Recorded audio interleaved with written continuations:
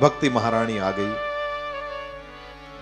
परमात्मा श्री हरि का जहां भी नाम कीर्तन होता है, जहां भी भागवत की कथा होती है, तत्र भक्त्यादिकम व्रजेत, वहां भक्ति आदि सब अपने आप आ जाते हैं। सनत कुमारों को प्रणाम किया है और पूछा, महाराज हम लोग कहां बैठे? सनत कुमारों ने कहा, ये जो भगवान की कथा सुनने के लिए बैठे हैं ना सामने, उन सब के मन में बैठ जाओ। भक्तेषु गोविंद स्वरूप कर्त्री, प्रेमैक धर्त्री, भवरोग हंत्री। भक्ति महारानी का ये स्वरूप है। भक्तेषु गोविंद स्वरूप कर्त्री, गोविंद के स्वरूप कर देती है।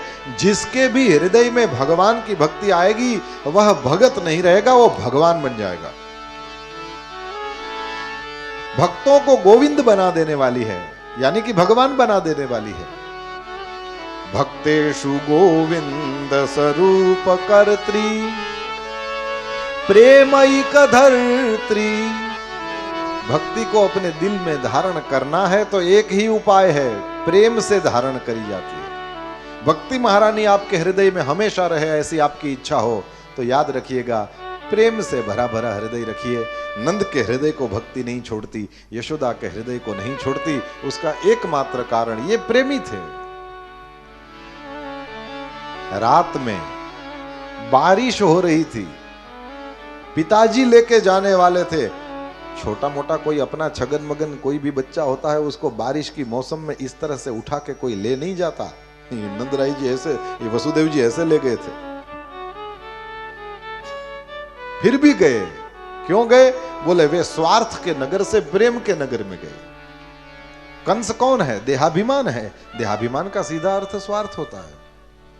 कंस स्वार्थ का प्रतीक है। कन्हैया स्वार्थ के नगर को छोड़कर, चाहे बारिश हो रही थी, चाहे रात में जाना पड़ा, चाहे पिताजी ले गए, कैसे भी, चाहे जमुना पार करके जाना पड़ा, लेकिन ठाकुर जी भाग गए। कहां गए?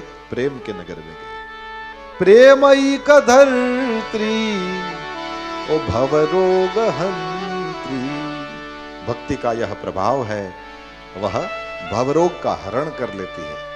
सात्वं च तिष्ठस्व सुधैर्य संश्रया, निरंतरम वैष्णव मानसानि।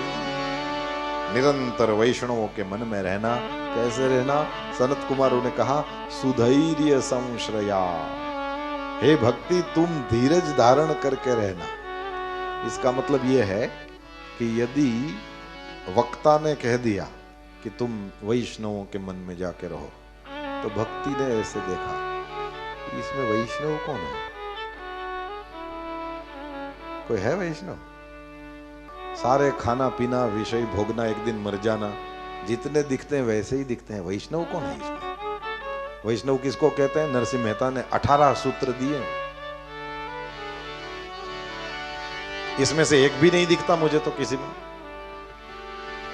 सकड़ लोक मां सहुने वंदे, निंदा न करे के नीरे, वाच काछ मन निश्चल राखे, धन धन जननी तेनी रे। वैष्णव जन तो हे नेरे कहिए जे, पीर पड़ाई जाने रे। पर दुखे उपकार करे तोए, मन अभिमान नयाने रे।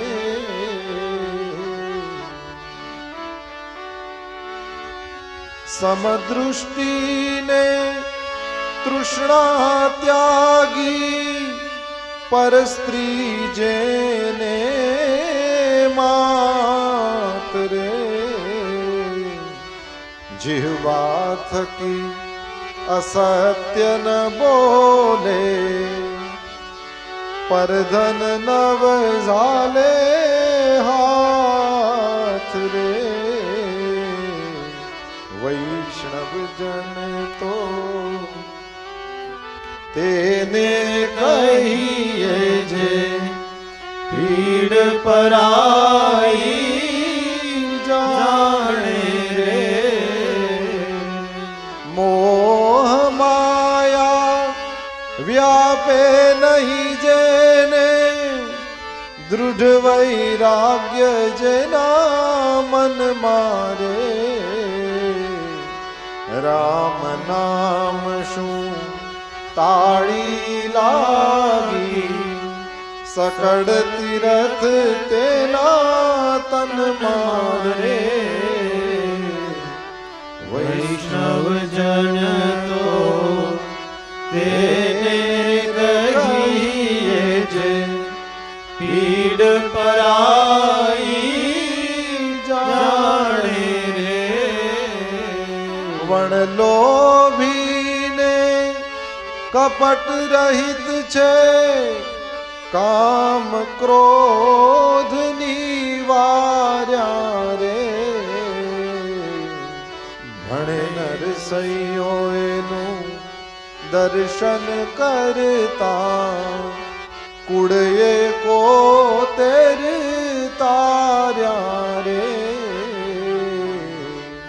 वैष्णव जन तो तेरे कहिए जे, पीड़ पराई जाने रे। पर दुखे उपकार करे, तो ये मन अभिमान ने आने रे। वैष्णव जन तो तेने कहिए। 18 सूत्र हैं। भक्ति ऐसे देखती है जैसे, तो भाई इसमें कहां जाऊं?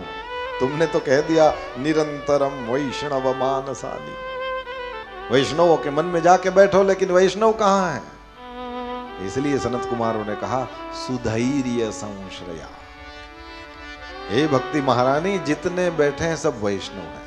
क्यों? बोले भागवत में बैठे हैं, सत्संग में बैठे हैं, सत्संग में बैठते हैं वे सारे वैष्णव हैं।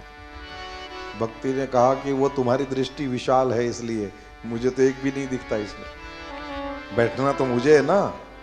इसलिए सनत कुमारों ने कह दिया सुधैर्य संश्रया। इसका अर्थ है आप धैर्य धारण करके बैठना।